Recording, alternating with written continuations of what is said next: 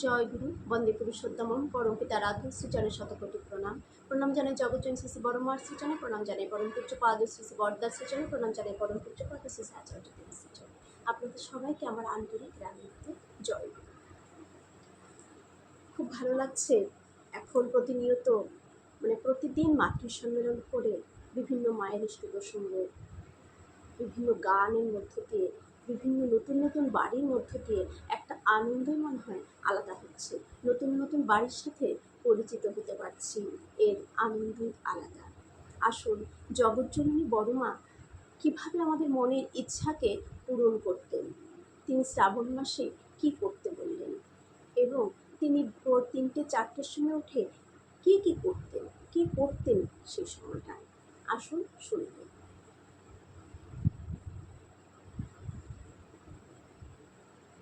শ্রী শ্রী বড়মার দিব্য জীবন ছিল নিষ্ঠা, ভক্তি, সেবা ও কর্মমুখরতার সমুজ্জ্বল ও দৈবী মহিমায় সুপ্রতিষ্ঠিত।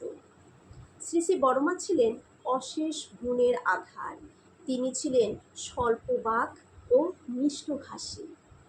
তাকে উচ্চস্বরে কথা বলতে কোনোদিন শুনিনি। তার হাসি ছিল মিষ্টি, মধুর। তার অন্তর ছিল দয়া, মায়া ও কোমলতায় পরিপূর্ণ। তিনি বই পড়তে ও শুনতে খুবই ভালোবাসতেন। স্মিত হাস্য বেদনা শ্রী শ্রী বড়মাকে দর্শন করে সকলের প্রাণ মন ভরে উঠত। একবার শ্রী শ্রী বড়মার জন্য একটি আসন তৈরি করে নিয়েছিলেন এক মা। এতে উল সুতোর বিচিত্র কারুকার্য ছিল এবং একপাশে কার্পেটের সেলাই দিয়ে বড় বড় অক্ষরে লেখা ছিল শ্রী শ্রী বড়মা। শ্রী শ্রী বড়মা আসনখানি হাতে নিয়ে সহাস্য আননে বললেন, বড়মার জন্য বানিয়েছিস? আমি উৎফুল্ল হয়ে বললাম। যিনি দিলেন সে মা বললেন, হ্যাঁ বড়মা, আপনার জন্য, বলে একটি টাকা দিয়ে প্রণাম করলেন। তখন কি করলেন বড়মা? শ্রী শ্রী বড়মা টাকাটা হাতে নিয়ে বললেন, নে, টাকাটা তোর কাছে রাখ। আমি বললাম, সেই মা বলল, না বড়মা, এ টাকা আপনাকে দিয়েছি। তিনি এবার আরও স্নেহ ভরে বললেন, আমার টাকা তোর কাছে থাক। এই বলে টাকাটা তার হাতে দিয়ে দিলেন। তখন তিনি আবার প্রণাম করলেন। পরবর্তী জীবনে এর মর্মার্থ বুঝতে পেরে আশ্চর্য হয়েছিলেন। নিশ্চয়ই পরবর্তীতে ওই টাকাটা হয়তো তার খুব প্রয়োজন ছিল, প্রয়োজন হওয়াতে সেটা হয়তো তার লেগেছে। তাই বড়মা সেটা জানতেন যে এই টাকার তার কিছুদিনের মধ্যেই প্রয়োজন রয়েছে। তিনি তো ঠাকুরেরই অংশ। ঠাকুর তো বলেছেন না যে আমি যদি মেয়ে রূপে জন্মগ্রহণ করতাম তাহলে ঠিক ওই বড়মাই হতাম। তাহলে ঠাকুর আর বড়মা অভেদ। তাই বড়মা তো জানবেনই, বড়মা হচ্ছে লক্ষ্মী মা আমাদের। শ্রী শ্রী বড়মা ছিলেন দৈবী বিভামণ্ডিতা মহাশক্তির আধার। একদিন শ্রী শ্রী ঠাকুরের কাছে এক দম্পতি এসে জানালো যে তারা নিঃসন্তান। বহু চেষ্টা করেও কিছুতে কিছু হলো না। শ্রী শ্রী ঠাকুর বললেন, বড়মার কাছে যা, বড় বউ কাছে কগা। তারা শ্রী শ্রী বড়মার কাছে গিয়ে সব কথা জানালো। মাটি কেঁদে কেঁদে শ্রী শ্রী বড়মাকে বলল, বড়মা, ডাক্তার কভারেজ, ওষুধপত্র কিছু বাদ নেই, সব করেছি। এখন এসেছি আপনার দুয়ারে। বড়মা, আপনি দয়া করুন, আপনার চরণে আমি একটি সন্তান ভিক্ষে চাই। সেই মা কাতরভাবে বড়মার কাছে এই সন্তান ভিক্ষে চাইলেন। শ্রী শ্রী বড়মা মাটির মুখের দিকে, সেই মায়ের মুখের দিকে চেয়ে কি যেন দেখলেন। দেখার পর তারপর বললেন, সোমের উপোস করতে পারবি? প্রতি মাসে একটা করে।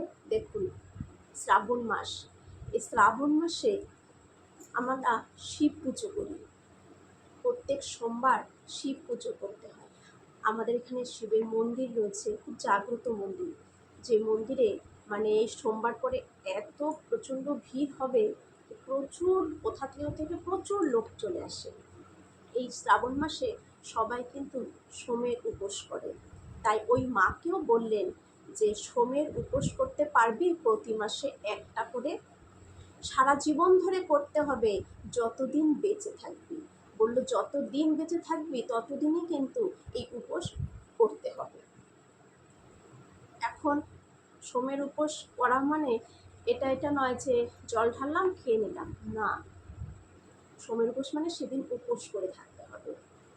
মাটি আগ্রহ সহকারে বলল, হ্যাঁ মা, পারবো, সারা জীবন ধরে করব। এবার শ্রী বড়মা উপোসের নিয়মাবলী বলে দিয়ে হাসি মুখে বললেন, যা, তোর ছেলে হবে। শ্রী বড়মার মুখের আশীর্বাদ পেয়ে সেই মাটি আনন্দে উৎফুল্ল হয়ে শ্রী বড়মাকে প্রণাম করে চলে গেল। বছর দেড়েক পর সেই দম্পতি আবার এলো। তখন দেখা গেল সেই মাটির কোলে একটি সুন্দর পুত্র সন্তান। প্রাণ ভরা অর্ঘ্য দিয়ে তারা শ্রী ঠাকুর ও শ্রী বড়মাকে ভক্তি ভরে প্রণাম জানালো। তাহলে দেখুন, বড়মার কাছে কেউ কিছু চাইলে কাতরভাবে যদি বড়মার কাছে গিয়ে বসে, বা বাড়িতে বড়মার এখন যে আমাদের সিংহাসনে বড়মা রয়েছে, সেই বড়মার সামনে বসে কাতরভাবে যদি আমরা কিছু প্রার্থনা করি, সেটা কিন্তু হবেই হবে, সেটা বড়মা কিন্তু মঞ্জুর করবেনি। কিন্তু সঠিক করার মতো নিজের মন গড়া কিছুটা বড়মা ঠাকুরের বিধানে করলাম, কিছুটা নিজের মন গড়া ইচ্ছে করলাম, তাহলে কিন্তু হবে না। যেভাবে তিনি বলে গেছেন সেইভাবে আমাদের পালন করতে হবে, তবে কিন্তু হবে। এভাবে বড়মা মনের ইচ্ছা পূরণ করতেন শ্রাবণ মাসে। তাহলে আমাদের এইভাবে শিব পুজো করা, তিনি শিব পুজো করার মাহাত্ম্যটা বললেন যে শিব পুজো যদি সারা বছর ধরে মাসে একবার শিবের উপোস করতে পারিস, মানে সোমের উপোস করতে পারিস, তাহলে তোর সন্তান হবেই হবে, যা। তাহলে আমরা যদি এই শ্রাবণ মাসেও, প্রত্যেক মাসেই আমরা প্রত্যেক সোমবারই করা হয়, কিন্তু শ্রাবণ মাসে যদি আমরা এই সোমের উপোসটা করি প্রত্যেক সোমবার, তাহলে যাদের হয়তো সন্তানাদি হয় না, বা যাদের নানান প্রবলেম রয়েছে, ভিতরে কিছু সমস্যা আছে, সেটা ঠাকুরের কাছে, ঠাকুর বড়মার কাছে নিবেদন করে, ভোলানাথের কাছে নিবেদন করে আমরা সোমের উপোস করলে হয়তো আমরা ফল পাবো, হয়তো না, নিশ্চয়ই পাবো। এভাবে তিনি আমাদের মনের ইচ্ছেকে পূরণ করে চলেছেন। এমনকি ঠাকুরের ইচ্ছেকেও তিনি পূরণ করতেন। কোনো শিশু হয়তো অনেক, এটা বৌরানীমার কাছ থেকে শোনা, যে অনেক ছেলেরা, বালকেরা, ছোট বালকেরা ফুটবল খেলার খুব ইচ্ছে হলো, কিন্তু ফুটবল নেই। তারা এসে বড়মার কাছে বলল, বড়মা, আমাদের খুব ফুটবল খেলতে ইচ্ছে করছে, কিন্তু ফুটবল নেই। তখন বড়মা তাদের ফুটবল কেনার ব্যবস্থা করে দিলেন। তিনি এভাবে কিন্তু সকলের ইচ্ছেকে পূরণ করতেন। এরকম ছোট ছোট নানান ঘটনা রয়েছে, যার মধ্য দিয়ে তিনি সকলের, আশ্রমবাসী সকলের ইচ্ছেকে পূরণ করতেন। সারাদিন খাওয়া হয়নি, তখন কি করতেন বড়মা? ঠাকুরের ভোগের পর যেটুকু বেঁচে থাকতো সেটুকু একসাথে মেখে দলা করে করে সবাইকে হাতে দিতেন। সবার খিদেকে, ছোটো বাচ্চাদের খিদে নিবারণ করতেন তিনি। এইভাবে তিনি সবার মনের ইচ্ছেকে পূরণ করতেন। এই দুটো ঘটনা বৌরানীমার কাছ থেকে শোনা। নাটমণ্ডপে বৌরানীমার মাতৃ সম্মেলনে এটা বলেছেন, সেখান থেকে আমি দুটো কথা বললাম। আর বড়মা ভোর 3টে-4টের সময় উঠে কী করতেন, কী এমন করতেন ভোর 3টে-4টের সময় উঠে আসুন সেটা এখন শুনে নিন। ঠাকুরের স্বাস্থ্যের জন্য বড়মা কোনো কষ্টকেই কষ্ট বলে মনে করতেন না। সংসারের হাজার কাজ, অজস্র লোকজনের ঝামেলা, সব কিছুর মধ্যে দিয়ে তিনি শ্রী শ্রী ঠাকুরের প্রয়োজনকে সবসময় প্রথম ও প্রধান করে রাখতেন। সারাদিনে শ্রী শ্রী ঠাকুর যে 40-50টি পান খেতেন, ঠাকুর সারাদিনে 40-50টি পান খেতেন। ভাবুন কত পান খেতেন ঠাকুর। এই যে পান খেতেন, তা শ্রী শ্রী বড়মা প্রতিদিন শেষ রাতে উঠে স্বহস্তে সেজে রাখতেন, মানে পান বানিয়ে রাখতেন। তার শরীর একেবারে অপটু না হয়ে পড়া পর্যন্ত এ নিয়মের কোনো ব্যতিক্রম কখনো হয়নি। ভোর হতে না হতেই এই বিরাট সংসারের চাকা ঘুরতে আরম্ভ করবে, তখন আর সময় পাওয়া যাবে না। তাই ওই নিত্য কাজটি, ওই পান সাজা, ঠাকুর যে সারাদিনে পান খাবে সেই পানগুলো তিনি বানিয়ে রাখতেন সব। তাই ওই নিত্য কাজটি শ্রী শ্রী বড়মার সূর্যোদয়ের অনেক আগেই শেষ হয়ে যেত। রাত্রির তৃতীয় জামেই তিনি শয্যা ত্যাগ করতেন। প্রাতঃকৃত্যাদি তখনই সমাপন করে দৈনন্দিন কাজে লেগে পড়তেন। কোনোদিনও এর ব্যতিক্রম হয়নি। কতদিন রাত ৩টার সময় দেখা গেছে যে বড়মা ছোট্ট ঘরখানিতে, ততোধিক ছোট খাটখানির ওপর পা ছড়িয়ে বসে বড়মা পান সাজছেন। তাহলে দেখা গেছে অনেক সময় যে রাত ৩টের সময় তিনি ভোর ৩টের সময় উঠে পড়তেন। উঠে সে ছোট চৌকির মধ্যে পা দুটোকে ছড়িয়ে বসে বড়মা পান সাজতেন। সে ঠাকুরের জন্য পান বানিয়ে রাখতেন সারা দিনের জন্য। তখনই তার কাঁচা কাপড় সুন্দরভাবে পরা, পরিপাটি করে চুল আঁচড়ানো, কপালে সিঁদুর টিপ জল করছে, এই রূপ দেখে বোঝা যেত যে কত আগে তাহলে তিনি উঠেছেন।